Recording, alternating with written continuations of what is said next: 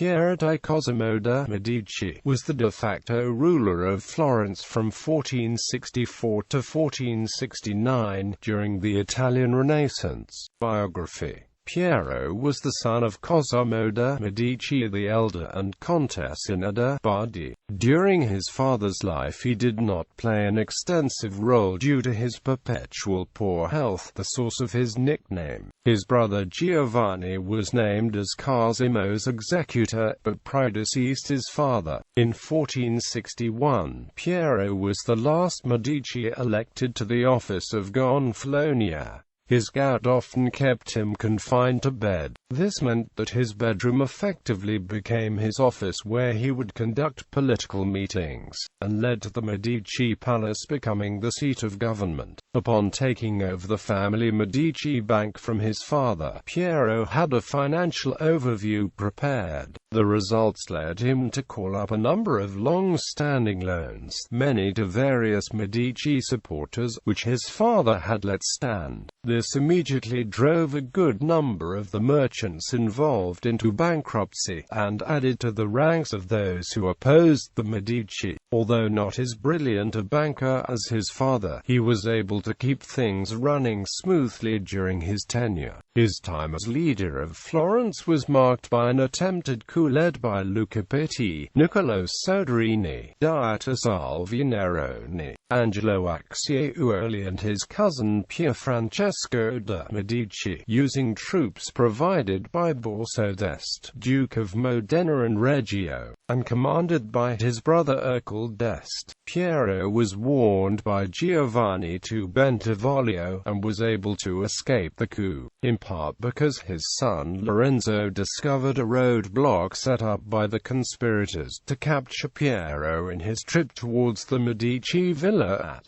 Careggi. He was not recognized, and was able to warn his father. The coup failed, as did an attempted repeat backed by Venice, using troops commanded by Bartolomeo Colleoni. It has been argued that the coup was in fact a legitimate attempt to limit the power of the Medici faction and restore a system of government in keeping with Florence's traditional republican ideals, and that to refer to it as a coup or a conspiracy legitimizes Piero's de facto and hereditary status as leader of the city. In 1467, Piero had to face the war against the Republic of Venice, prompted by the Florentine support given to Galeazzo Maria Sforza, the new Duke of Milan. However, the Venetian army under Colleoni was defeated at the Battle of Molinella by the League of Florence, Naples, Papal States and Milan. He also continued the family's tradition of artistic patronage, including Gozzoli's fresco procession of the Magi in Palazzo Medici Riccardi. His taste was more eclectic than that of his father, extending to Dutch and Flemish work.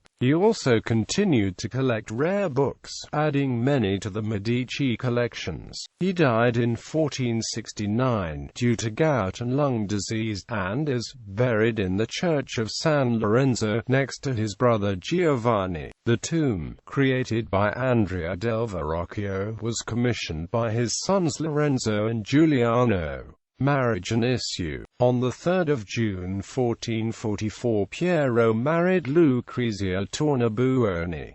The children include Lorenzo the Magnificent and Giuliano de' Medici. All his family is probably portrayed in the famous painting by Botticelli, called Madonna del Magnificat, where Lucrezia Tornabuoni appears as the Virgin Mary. The children are: Maria married Leonetta Rossi, Bianca married Guglielmo Pazzi, Lucrezia Nannina, Lorenzo the Magnificent, Giuliano, Giovanni.